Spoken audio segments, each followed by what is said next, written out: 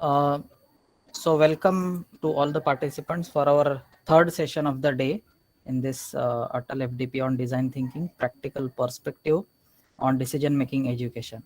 So our next, our next speaker is Dr. Vikram Patil. He is a director at ADCET Ashta Sangli. So let me just take privilege to introduce him to all of you. So he has completed his PhD in 2010 in mobile communication computing from Bharati Vidyapit deemed to be university. He has completed his ME and B in 1994 and 87 respectively. So he has a very rich experience of 33 years where he has worked at several levels. Since 9 years, he has worked as a principal at several institutes. His research interests are mobile and wireless communication, cryptography, OFDM. In 2019, he has been honored with the Best Director Principal Award in 7th Academic Brilliance Award at New Delhi. Also, he has been awarded the Innovative Technological Research and Dedicated Principal Award by Society of Innovative Educationalists and Scientific Research Professionals. So, because of shortage of time, I am restricting his introduction. I am sure you all will get benefited with his vast expertise and rich experience. So, with this short introduction, I would like to welcome and invite Sir to conduct his session. Over to you, sir. Thank you.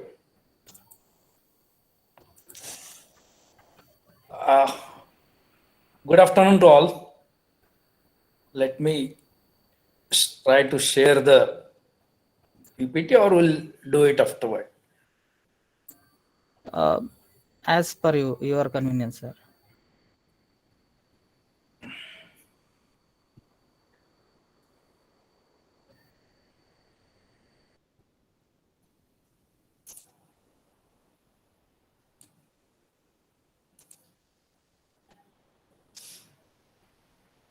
Yeah, is that visible? Yes, sir. Your slide is visible. Yeah. I thought I will share something related to what innovation can be added into the education, rather while teaching learning process. As these days, because of the pandemic, we are focusing on teaching learning process. And if we look into this, to whom we are teaching, hope every participant, almost everybody is from the teaching field. Yes, sir. Most of them. Yeah. So we are trying to teach 21st century learners, taught, and who is teaching them? Taught by 20th century teachers. And in most of the colleges now, the infrastructure is bit enhanced, so we can say that 20th century infrastructure itself. But still, the potentials of learners we cannot neglect. The student learning is a process which will happen through curriculum, which will happen through different teaching pedagogies and different assessment tools. Now, as this OBE has been introduced, we are trying to have different assessment methods, at least those who are having autonomous status, where we can have the internal assessments with different methods. So their assessment tools can be different. At the same time, the teaching pedagogies also need to be improved. Curriculum for affiliated colleges, university will give the curriculum, or then if it is autonomous institute, then the curriculum will be decided by the institute. Whereas when this designing is happening, that time we are trying to reduce the curriculum gaps. Gaps is a separate issue. We'll discuss that afterward. But then what we are expecting from students, basically these are the 7C's. Students should be creative mind, critical thinking, should be collaborative, cross-cultural understanding, career thinking. He should know or she should know computing tools and should have good communication. These are the basically 7C's which are expected that students should have. And if students are having most of these 7C's or proficiency into these 7C's, then it will be very much beneficial to student to get good job or to have a good career track. We'll have these few things we'll be discussing: teaching methods, teaching styles, and active learning strategies and innovative teaching methods. We'll see these things one by one. The traditional teaching methods will be, I'll be just keeping these things coming to the main part. So just lecturing, chalk and talk, then assignment, we can ask them to write assignment so that self-learning will happen. Then maybe reading assignments, reading from journals and supplementary textbooks and all that, and use of slide presentations. Of course, using slides in teaching learning method, in teaching learning process is not use of ICT. ICT is entirely different. So these are the different things. Now we'll see a little bit about teaching styles. First style you can say is authority or lecture style. This is teacher centered and frequently entails lengthy lectures, sessions, and one-way presentation. Is something like one is keep on explaining and telling the information or transferring the information to the student. There is no kind of an interactive session. Students has to listen only. This is what the authority kind of or lecture style.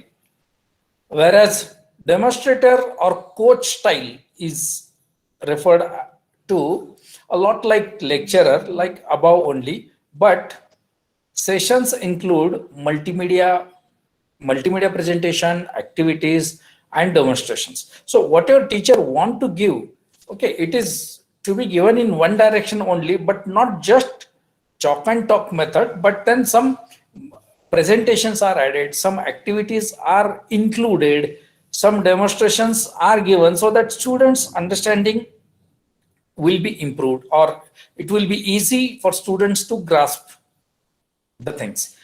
Then next is a facilitator type or activity style.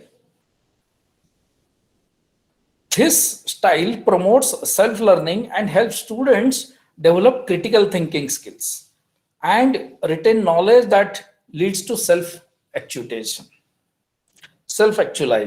See, here the teacher is working in this particular teaching style as a facilitator. So teacher knows what student has to learn and how they should learn, and into this process of learning, what difficulties students are bound to face or bound to happen, that also a teacher knows.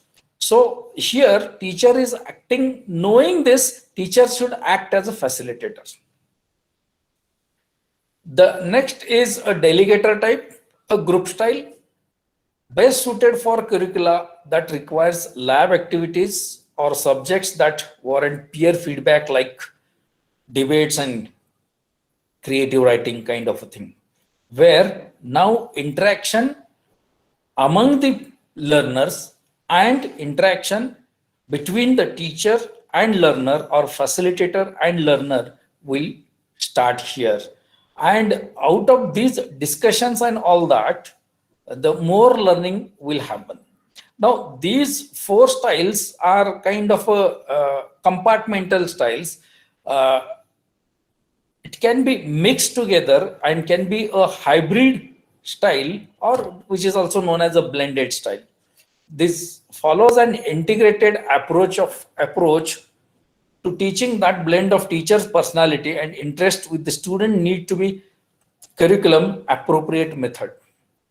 So what teacher is going to teach, based on what, the which method or which style is to be adopted is to be decided.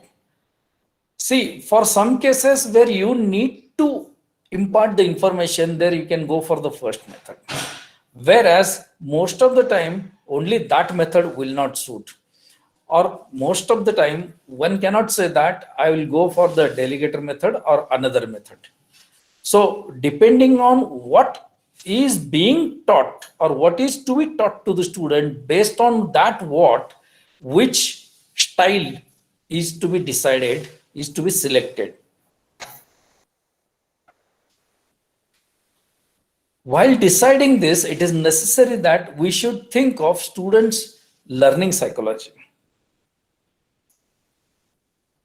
So how much attention students are giving to the lecture.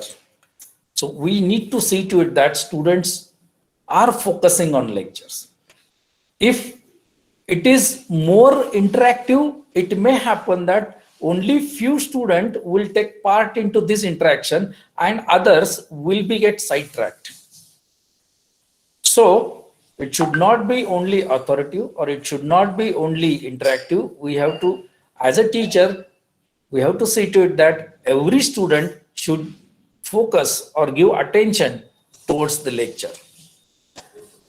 Another thing is have the recap at the beginning, what we have taught. Okay, 1, 2, 3, 4, 5, 6, these things we have studied last time, and now in continuation to that, so that with this recap, student will definitely remember the things happened, because those things always must have happened with some interactive sessions, some activities where student have involved and they have done it. So it will be easy for them to recap what is done. Then have a review. And another thing is voice modulation. So when a teacher is imparting the knowledge, it should not be completely monotonous. Need-based voice modulation is required. There are certain active learning strategies which will say that student-centered teaching and learning activities are designed cautiously, and all that I will be skipping. I will come to mainly to this interactive teaching styles. So one first is a brainstorming. When we are talking about the teaching at undergraduate level, it is not possible to have all sessions with a particular teaching style. At some places, we need to have chalk and talk method. At some sessions, we should have the presentations, PowerPoint presentations. At some sessions, we'll have some group discussions. At some sessions, we'll have the brainstorming. So if at all we want that, what are those things which will be having more interactive, then brainstorming is one which will be having more interactive. We'll be having some different methods also. We'll see one by one. These are the group sessions useful to generating creative thoughts and ideas. Then buzz sessions.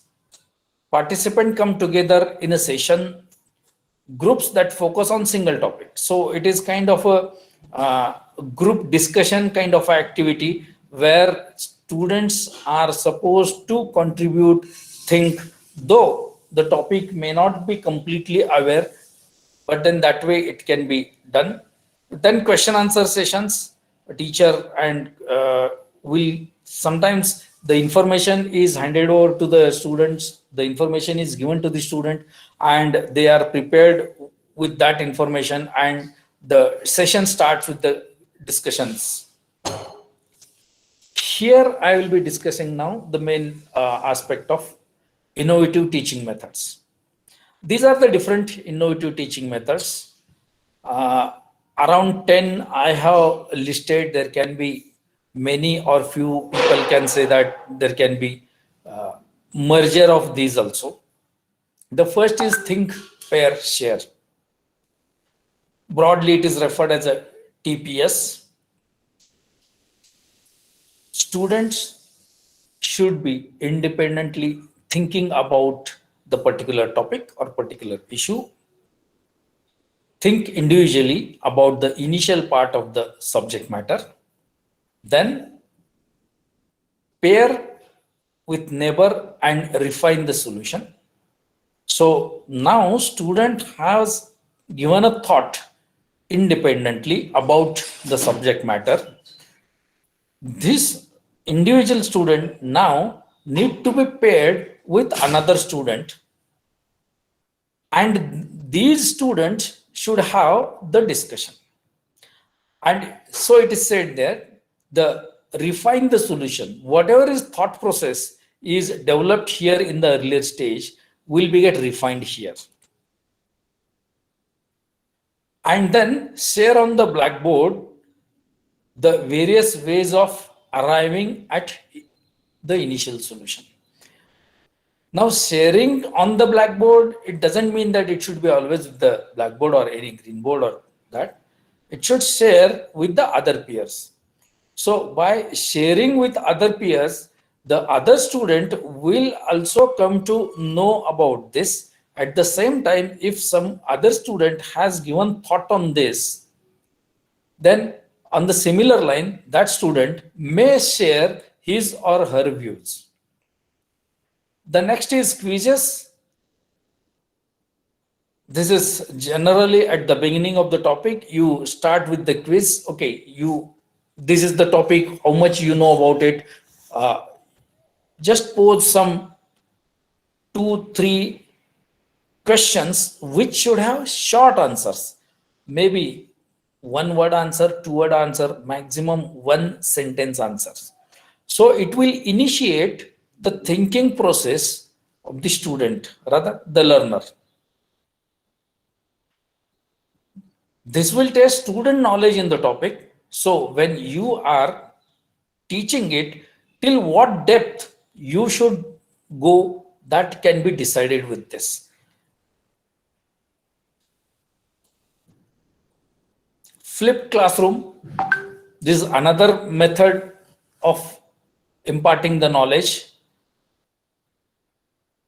It is necessary that here flipped classroom is when students are in normal classroom, when students are in the classroom and teacher is teaching them, the knowledge is being transferred.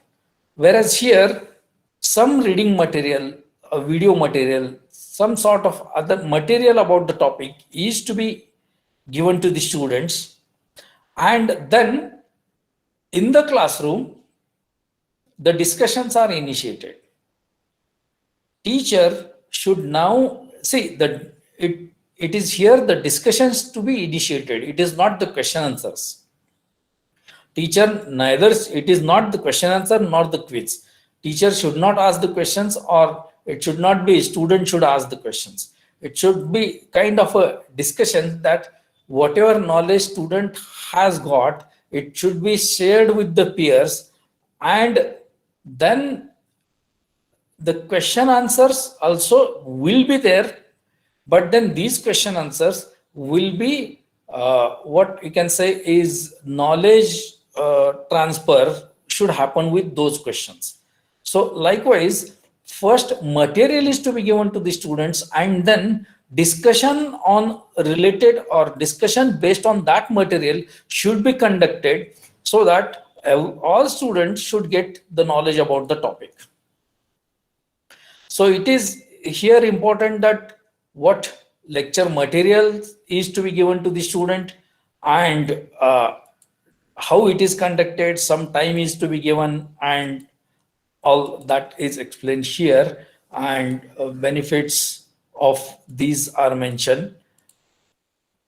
Another thing is group discussion. Most of us are aware about the group discussion, which will happen most of the time in higher studies, but then at UG level, for some selected topic, this can be done. It is a group activity. This will enhance the listening skills, thinking skills, and speaking ability of the student. So it is necessary that for every course, there has to be at least one session which should be carried out with group discussion. So these other skills of the students will be get developed. Then peer instructions, will student will give the instructions, some students, and come forward and start giving the instructions that way. Then role playing is another method where a topic is to be given to the student. We can narrate them what need to be discussed and what need to be what activity to be carried out. There can be some student will be talking for the topic. There can be some student will be talking against the topic, and this way the knowledge transfer may happen. The inquiry based learning is another kind of a strategy, letting students investigate solution by open questions. So students should come across a question where they learning will happen and they will come with some solutions, but interactions with in terms of question answer. It is not the narration or explanation. So these are the different types of the inquiries and all that. Here is the another method which is known as the project based learning. Most of the time we teach them a curriculum as a theory part, and we have separate component as a laboratory part. Now, because of many constraints, it may happen that we cannot have all topics which are discussed in theory covered into the practical. It may happen that we may not have all subjects having the practicals because of the structure, number of credits, and all those constraints. So it may happen that we may mix practicals of two subjects together and have that. So whatever theoretical concepts are there, it is not possible for student to have the practicals on that. But then still students should learn. So here, if we adopt this kind of the methodology, project based learning, then it is to be conducted by a teacher. Whatever students are supposed to learn, this is basically learn by doing, it is said. Then the problem definition has to be there. For this problem definition, student should come with some realistic solution, and a teacher has to be there to guide them, to mentor them. The problem selected should be such a way that students, whatever knowledge they have acquired, they should be in a position to apply that knowledge, and the problem statement itself should be such that it should be interdisciplinary in the nature. So it should not be something like I have learned this and I don't know how to use it. So application areas will be clear to the students.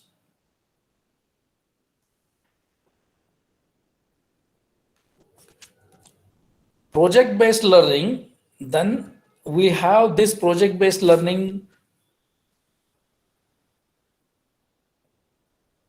with different ways here, and there is this facilitates enabling learners to apply knowledge and skills to create an artifact that satisfies user need. See, main thing is, if we look at the taxonomy table, it is necessary that when we are writing Bloom's taxonomies, the knowledge levels from 1 to 6, or it may happen that now it is not necessary to have the COs at level 1 and level 2. COs should be from level 3, 4, 5, 6. But at the same time, it is not always that we should test, we should have only knowledge levels. The other aspects are, basically it is ASK, aptitude, skills, and then knowledge. So Bloom's taxonomy, we are applying for knowledge, but at the same time, the students' aptitude and skills also need to be sharpened. So here, along with the cognitive levels, the skills levels and aptitude levels are also need to be mentioned into the mapping for the particular subject. It is not necessary that all COs will have all these three components, but depending on the subject, some COs will have all these components. Now, for the particular course, if we focus that whatever students are expected to learn, the skills levels also, then these skills levels will be decided, and when students are working with this kind of the aspect, project based learning, that time they will be acquiring those skills. The ICT in teaching is different learning management systems. You may have Moodle, you may have Blackboard software, or you may have design, develop your own software. These days, the Google Suite, Google Classroom, Hangout, Google Meet is used.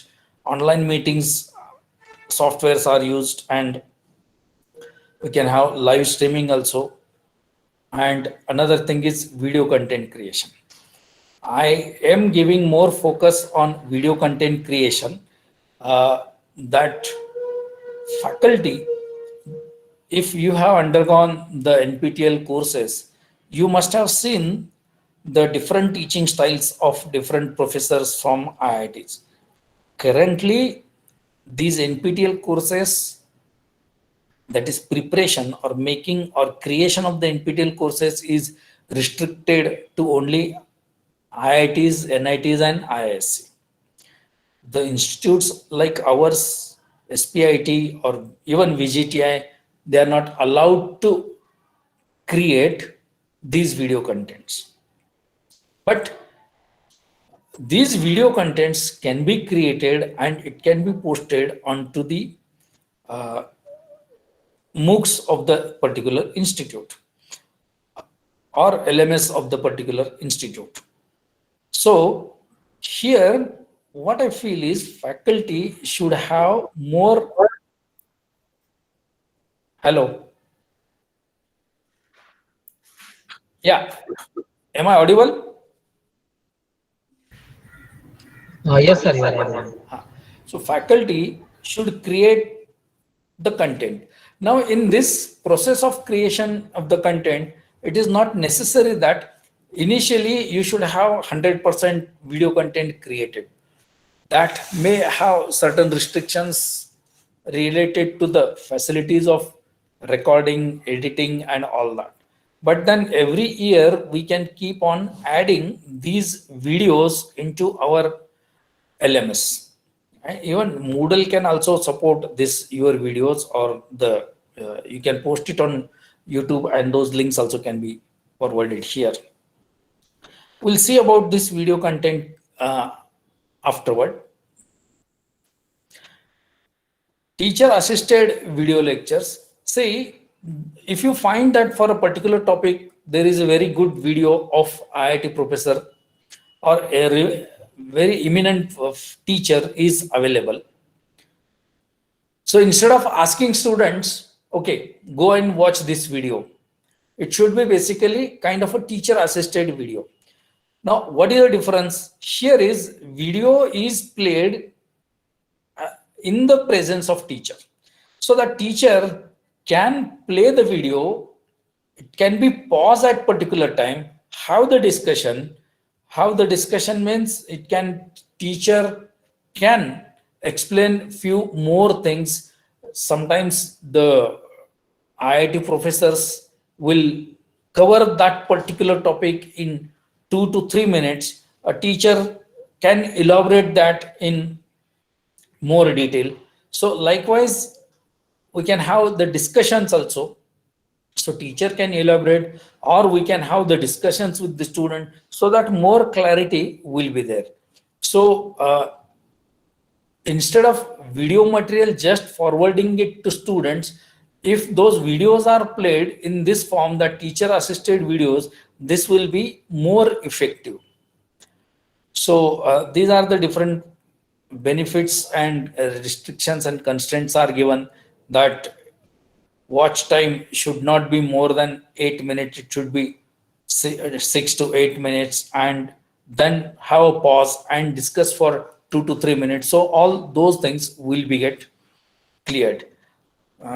Initially, what we spoken about the 7 C's, the creativity, critical thinking, collaboration, and cross-cultural understanding, career thinking, then computing tools and communication skills. So looking at these teaching methodologies, these innovative teaching methodologies, here these innovative teaching methods are mapped with these C's. So if you look at, there is no single innovative teaching method which will map to all C's, and we should practice it then that way. So when we are preparing a teaching plan, we have it considering that what is a subject matter. Depending on the subject matter, we should select the methodology. So these are the innovative methods recommended.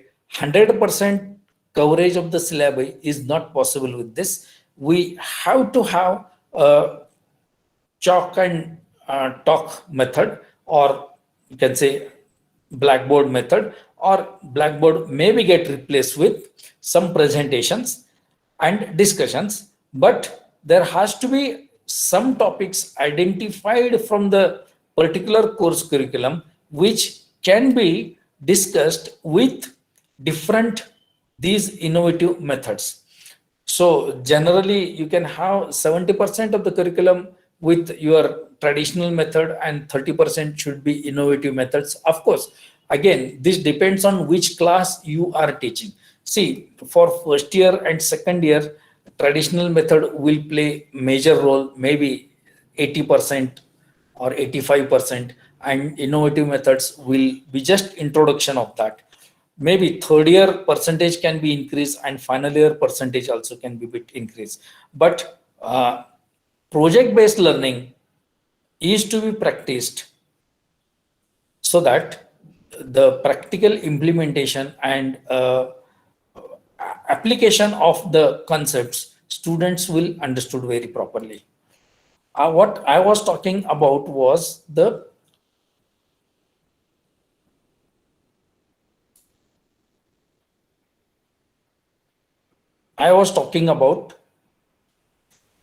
the video content creation.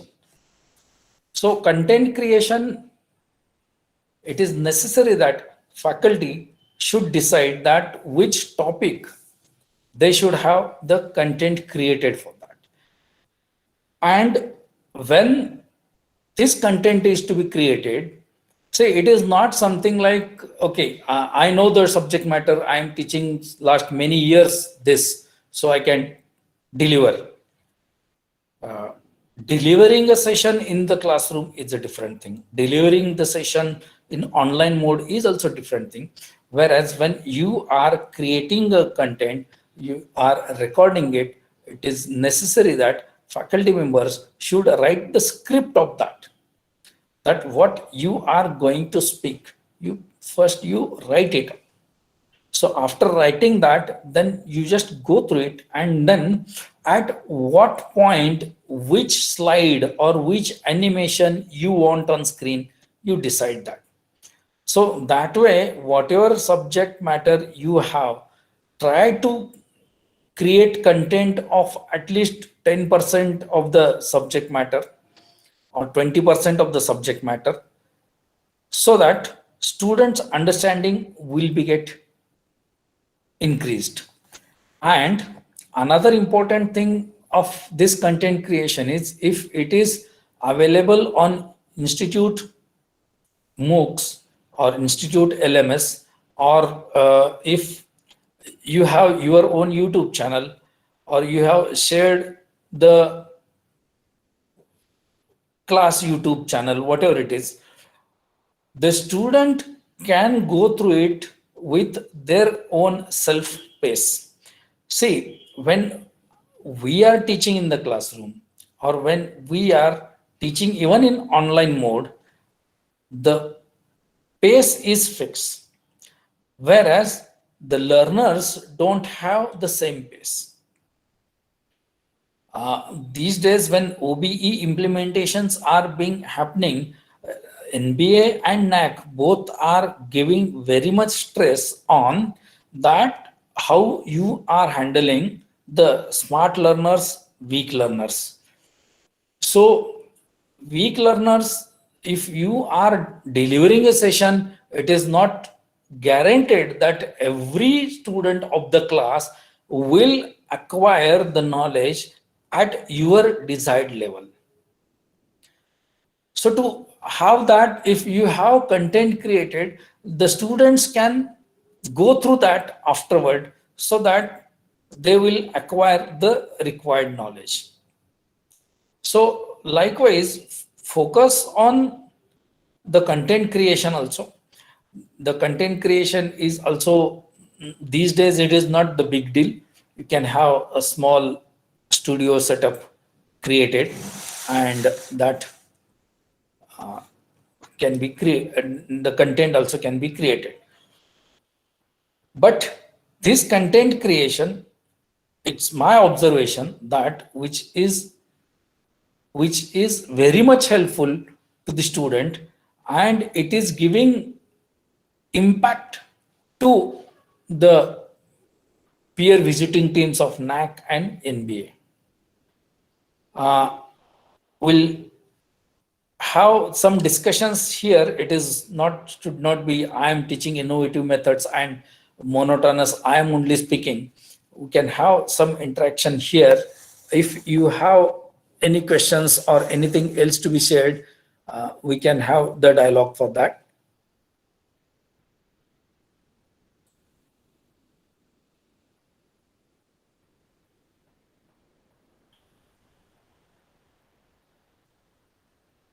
Yeah, you can unmute yourself. Who is the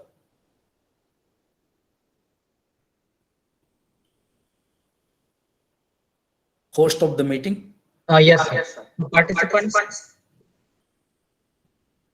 please unmute yourself and ask your doubt.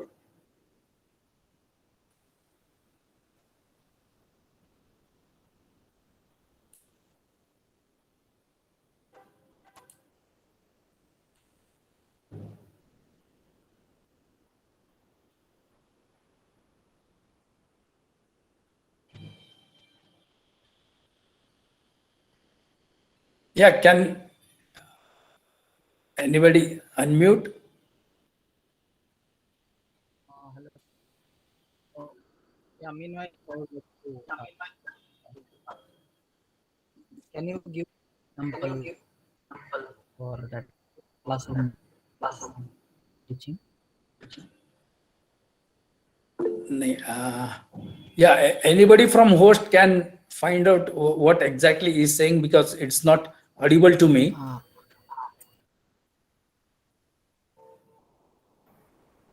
Yes, participant, please unmute and No, no, I think, can you madam, please this put the question in the chat box, please? this is Dr. Amol Deshpande wanted to say something. I feel like that, but it was not that. My here audio was not that clear.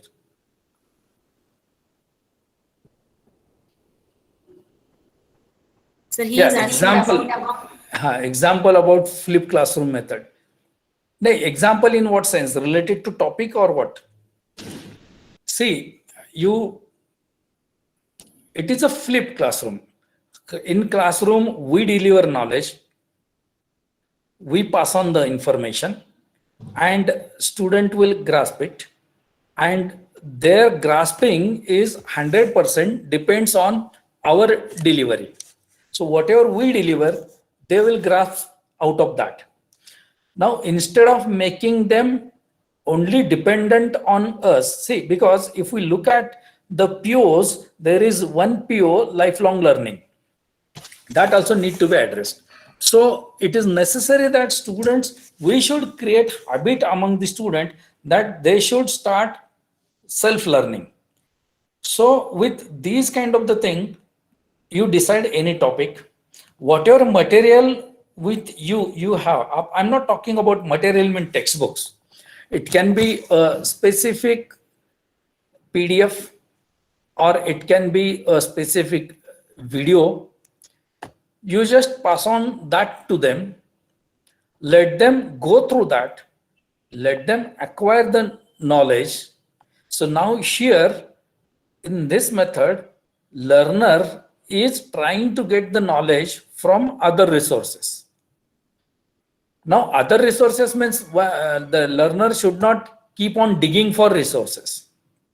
So here we'll give the resources, learner will acquire the knowledge, and then teacher will have the kind of a discussion or interaction where teacher should see to it that every learner have acquired up to certain level of that particular topic, certain level knowledge of that particular topic.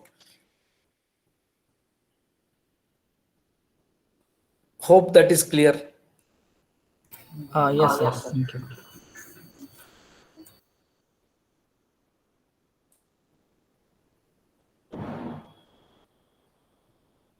sir, my question is that is this flip classroom is beneficial for all category of students? Because we always segregate fast learner and slow learner. Yeah, this is beneficial because here whatever material you are passing them, it should be little bit advanced, at least one day advance, so that students with their own pace, they will go through it. It may happen that whatever material you have passed, one student may read it in 5 minutes, whereas few student will take it 15 minutes. So it is beneficial for all. What it is focusing is to inculcate habit of self-learning. And of course, there is always restriction on percentage of coursework to be covered with these methodologies. It is not more than 60. Even at final year also, it should not be more than, at undergraduate course, even at final year, it should not be more than 40% of the 60% we should cover from our regular traditional methods, and 40% of the things can be covered through these things. Thank you, sir. Hello, sir. Am I audible? Yeah. Yeah. Sir, during this online teacher learning, there are so many experiments we are not able to perform in a hardware laboratory. So we are trying to find out the alternatives for them. So how can we choose methods which will be innovative to make these software experiments will be informative for the students? नहीं नहीं, hardware experiments और software experiments. So, sir, like we have a subject of electronic devices. So the Right. experiments of diodes and transistors, which we were used to take on laboratory by using breadboards and all. So now we are using some simulation like multi-sim, sequel, Right. and so. Yeah. Do you think this will be helpful, or there is any another method to perform this kind of experiments? Because we found that students are feeling they want to visit hardware labs, so how to deal with such kind of situations? See, sometimes few things are not replaceable. So student now, because of the pandemic, if they are not in a position to come to the college, fine. For subject like devices and performance of diode or transistor, if we look, you may continue with the simulation software just for giving the information. But these kind of the experiments, students should do it hands-on only. So there is no alternative for few things. The simulation, okay, if system is bigger, if you are working with some control systems and transfer function or DSP and subjects like that, where you can have the simulation results, where students are completely aware that what kind of experiment they are going to perform, what kind of the experiment, what kind of the results are expected. In that situation, these simulations will do. Whereas at basic foundation level, this is carrying out simulation is just a stopgap arrangement which we are doing because we don't have alternative things, any other alternatives. But at the same time, when as and when it is possible, students should do, or we should get those experiments done by the students. Okay, sir. Thank you so much. We just felt that the problem will be for the students who are now in third year. So they have not seen how the labs are looking. So Exactly. when then they are going to make projects for themselves, maybe a mini project or what. So they are coming up with any kind of software project simulations only. But they are going to face difficulties during their final year or the placements. Yeah, definitely that is going to happen. For that, I don't know what is current situation in Mumbai, whether the physical mode colleges started or not. But here, when where I am working, when we started physical mode, we along with 10 experiments of current semester, we get it done 4 experiments of earlier semester. So at least not all experiment, but then few experiments we got it done from the students. So it is not completely missing. So some sort, if whatever is situation permits, that kind of the arrangement be possibly implemented. Thank you so much, sir. We'll definitely try to implement this thing. Thank you. Hello, sir. I have a question. May I ask? Yeah, sure. Sir, what about troubleshooting kind of assignments or something related to coding? If we want to do something innovative in relation to that, what can be done, sir?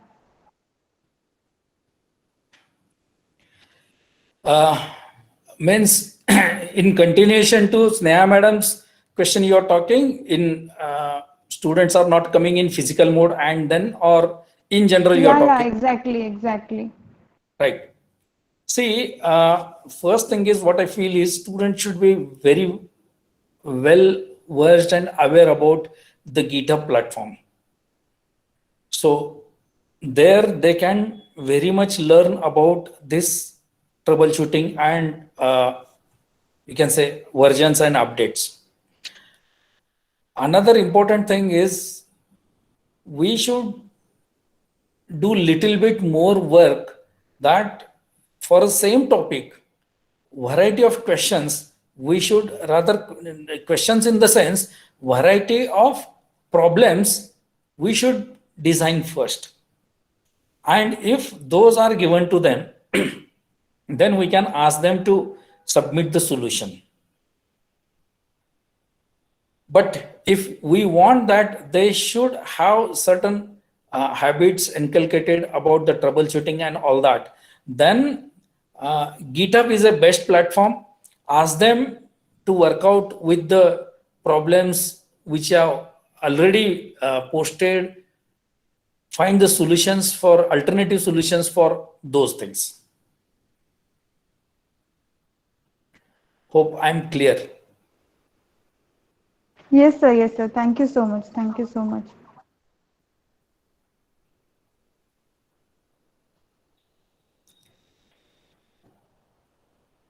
Yes, Sujata madam. Yes, sir. Is there any question on the text box, chat box? Yes, dear participants, any questions from your side?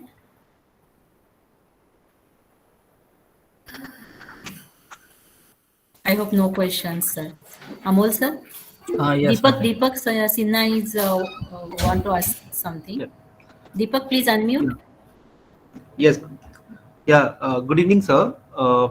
I was just listening to you very carefully, and I was just remembering one incident that happened with me. So I actually tried to implement this flipped classroom in my one of the lectures.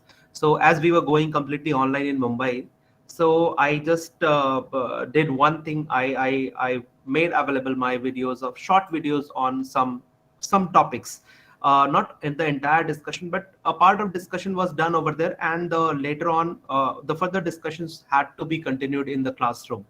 So initially students found it to be very interesting, but later on, like they started lying that, sir, I have seen but I didn't understood. So later on I just stopped it, and so like I'm facing some practical problems, sir. I tried to implement. Exactly. Yeah, So these how are to tackle with such situations, sir? Yeah, these are the common things. Everywhere this is happening. Yes, sir. So see, that's what we have to handle it. Okay, you have not understood, so that will not accept the question, statement. Sir, I have seen it, but I haven't understood. Okay, fine. You have not understood. Which particular part you have not understood? Can you tell me the timestamp that from this time to this time, whatever I have discussed, you have not understood? So that way we have to do it, rather than, okay, then this is again explained at this time stamp. You go and watch that and come back. This student psychology, that, and if you all have observed, these days students don't want physical examination, they want online examination. Yeah, exactly. True, sir. So whatever compromises possible, they are asking to do.